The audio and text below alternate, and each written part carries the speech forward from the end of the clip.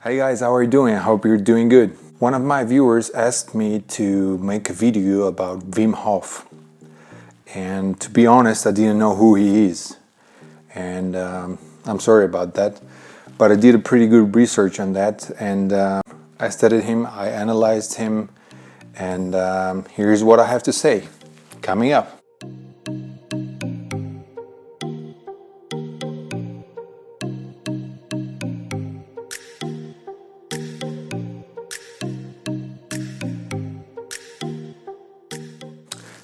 So, who is Wim Hof? For those of you who don't know, Wim Hof is some kind of an extreme athlete. He runs in the cold, naked, half naked, only with shorts on.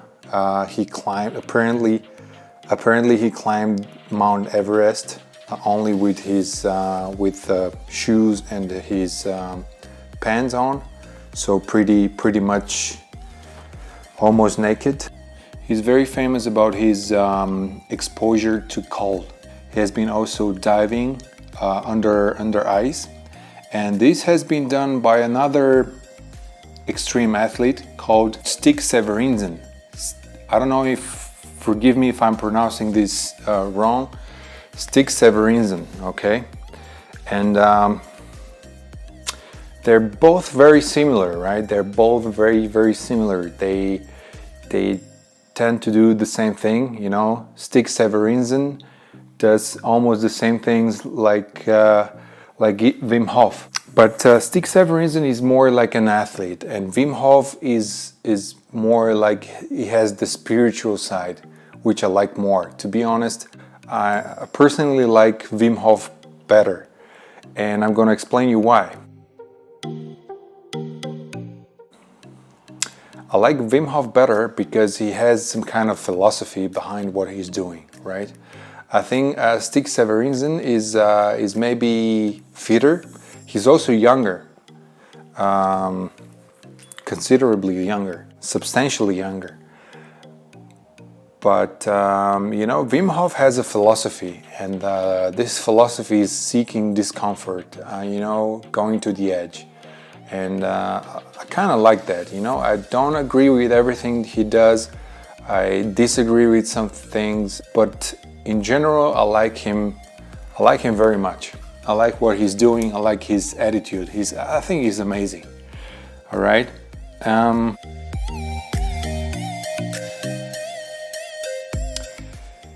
And they're both talking about, you know, breathing techniques and all this stuff, and breathing deeply instead of breathing shallowly, the shallow way. We have to breathe deeper, you know, deeply, instead of having our shallow way of breathing, like we're breathing very shallow. We have to breathe deeply. To be honest, I have a little problem with that, you know. We all know that oxygen is essential for us, right? Oxygen is essential for us, for our bodies, for our structure, for our cells to work, you know. But at the same time, at the very same time, we all know that oxygen is killing us. Oxygen destroys cells, and it creates oxidative, I'm not sure if I'm pronouncing it correctly, oxidative stress, okay? At the same time, we cannot do without it, but at the same time, it's killing us. It's a knife with two blades, you know? And this is what I'm having problem with, breathing deeply all the time. I don't think it's a good idea. I really don't think it's a good idea. I'm pretty good breathing shallowly, you know? Having my shallow way of breathing. If you're breathing deeper from time to time, it might make you feel relaxed, and it might calm you down, you know, make you relaxed. But at the same time, if you do it for a longer period of time, I don't think that's very beneficial for your body, you know. I think this destroys your cells, and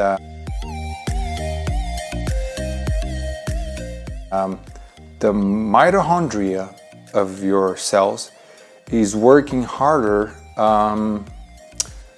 processing all this oxygen, because it creates water out of this oxygen. I mean, with the help of the oxygen, it creates water for your body, and it creates energy. In general, it creates energy. And you know, the more oxygen it comes into the mitochondria, the more the mitochondria gets worn out. It's all about getting worn out. If this engine gets exploited so much and so intensively, it gets worn out. And that's a big problem, guys. I don't think that's a good idea, you know, having so much oxygen in your body. I really don't think that's a good idea. I like both of those guys. I think they're great. And maybe I'm wrong, but I really believe that too much oxygen in your system is not a good idea.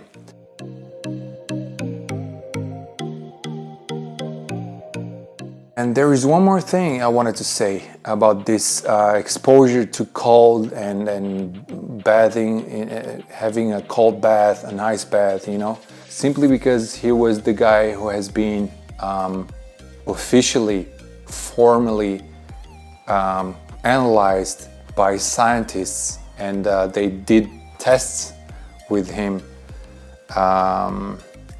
official tests. Simply because he has done that doesn't automatically mean that he's the only one or he's the pioneer of this thing. And I can tell you that the Russians were doing such things for ages, you know, for ages, guys. You know, and there was like in the Soviet Union, there was one guy, I think his name was Ivan Ivanov or something. And he was actually the pioneer of this cold exposure, and he was walking out. He was living in Siberia, and all his life he was wearing no clothes, and, you know, just pants, and he was going on the snow barefoot all the time. All his life he's been doing this. Incredible. And who knows about him? No one. You can't even find him on Google. You know, he's very, very unpopular.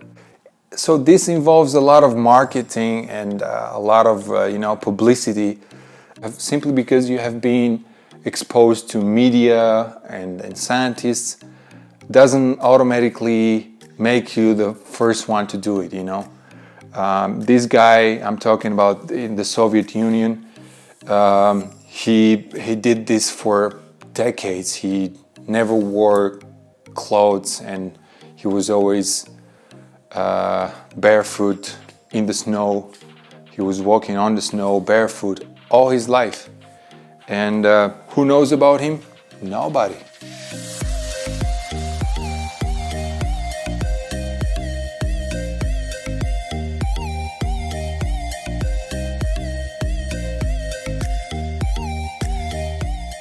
He's a totally unknown person, you know. But I guess he was the first one to do it. It was a very, very long time ago, like I said, in the Soviet Union.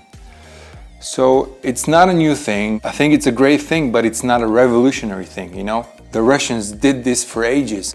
Maybe not swimming 100 meters under the ice, but who knows? I really don't know. And this is what I wanted to say. I really have to go. I don't have a lot of time.